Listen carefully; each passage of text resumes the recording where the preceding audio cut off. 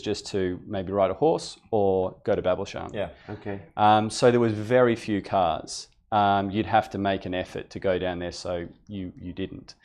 And I think that's when we would regularly see His Highness Sheikh Mohammed coming back on a Friday morning or a Saturday morning in winter, generally from his sort of house that was out near the solar farm now.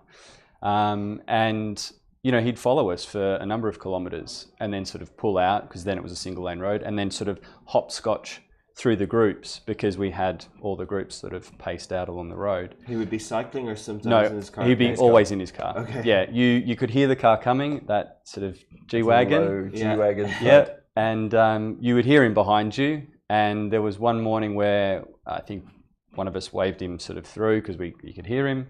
And he sort of sat there and then slowly sort of pulled out and, waved over for a chat. And that was the morning that Stewart rolled over to the window and he said, "Look, this is great. There's lots of cyclists out, but it's not safe with this many people out, and we need to do something about it." And that's the amazing thing about His Highness, that he has that vision of like, this is a great thing for the city, for the community, and for health. And wanted to build a cycling track, and it happened in 6 months. You could see the massive infrastructure that was being put down. We got involved with the RTA and the engineer's office just on advice and what's, from an end user's point of view, what's acceptable. They're asking, we want to build a bridge, or can you ride over this bridge that's at 6%? We're like, mate, there's not many hills in Dubai Desert, so if you give us a 15% gradient, we're gonna go for it. Okay.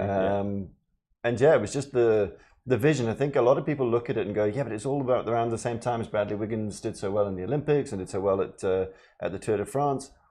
It was before that. Yeah. By the time Brad went off and did what he did, and cycling globally exploded, we already had a cycle track. We already had like 30, 40 Ks of cycling track out in the desert. So His Highness's vision was ahead of the time, as he is with most things. It's just